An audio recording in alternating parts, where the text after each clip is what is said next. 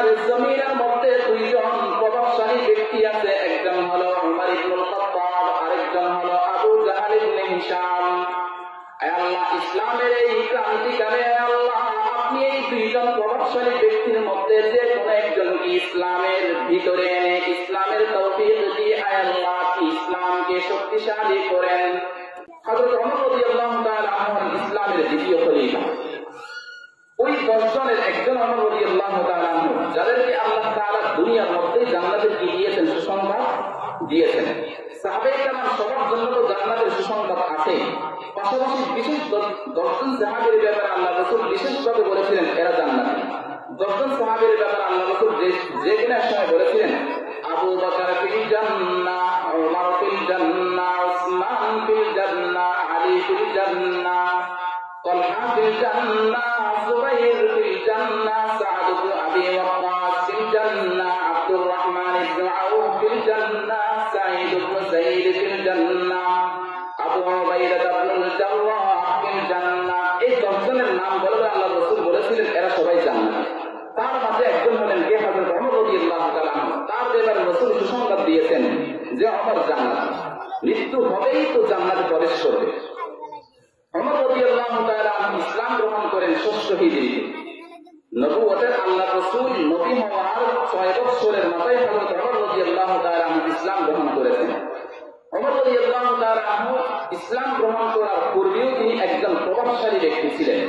মক্কার জমিনে 2 জন প্রভাবশালী ব্যক্তি ছিল, একটা হলো আপনার আবু জাহল, আরেকজন হলেন হযরত ওমর রাদিয়াল্লাহু তাআলা আনহু। এরা 2 জন মক্কার জমিনে খুব বেশি আপনার প্রভাবশালী ব্যক্তি ছিল। আল্লাহ রাসূল যে কোনো এক সময় দোয়া করেছিলেন আল্লাহর দরবারে ইসলামের প্রাথমিক যুগে, আল্লাহুম্মা আইদিল ইসলামা বিআহাব্বির রাজুলাইনি ইলাইকুম মিন উমর ইবনুল খাত্তাব ওয়া আবি জাহল ইবনে হিশাম। আয় আল্লাহ, পুরা মক্কার জমিনের মধ্যে 2 জন প্রভাবশালী ব্যক্তি আছে, একজন হলো উমর ইবনুল খাত্তাব, আরেকজন হলো আবু জাহল ইবনে হিশাম। আয় আল্লাহ, ইসলামের এই ক্রান্তিকালে আল্লাহ আপনি এই 2 জন প্রভাবশালী ব্যক্তির মধ্যে যে কোনো একজনকে ইসলামের ভিতরে এনে ইসলামের তৌফিক দিয়ে আয় আল্লাহ ইসলামকে শক্তিশালী করেন। আপনি আয় আল্লাহ 2 জনের যে কোনো একজনকে ইসলামের তৌফিক দিয়ে কি করেন, ইসলামকে শক্তিশালী করেন। রাসূলের এই দোয়াটা হযরত ওমর রাদিয়াল্লাহু তাআলা আনহুর শানে কবুল হয়ে গেল, আবু জাহলের শানে আল্লাহ কবুল করেন নাই। ওমর রাদিয়াল্লাহু তাআলা আনহুর মাঝে ইসলাম গ্রহণ করার কেমন জানি আপনার আলোকিত হলো। আল্লাহ রাসূলের দোয়া কি হয়ে গেল, কবুল হয়ে গেল। যে কোনো এক সময় আল্লাহ রাসূল সাল্লাল্লাহু আলাইহি ওয়াসাল্লাম খানে কাবার ভিতরে কুরআন মাজিদের সূরা আল-হাক্কা তিলাওয়াত করছিলেন। সূরা আল-হাক্কা তিলাওয়াত করে আস্তে আস্তে শেষ পৃষ্ঠায় আল্লাহ রাসূল তিলাওয়াত শুরু করলেন। যে আপনার আল্লাহ রাসূল শেষ পৃষ্ঠায় এসে তিলাওয়াত করছেন, বাইরে থেকে হযরত ওমর রাদিয়াল্লাহু তাআলা আনহু তিলাওয়াত শুনছিলেন।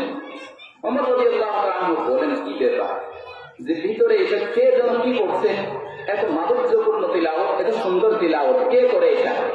মনে হয় এটা কোনো কবি সাহিত্যিকের কথা।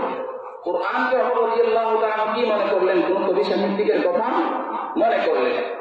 তখন আল্লাহ রাসূল সাল্লাল্লাহু আলাইহি ওয়াসাল্লাম আয়াত তিলাওয়াত করেন, ওয়ামা হুয়া বিকাউলি শাইরিন ক্বালিলাম মা তুমিনুন।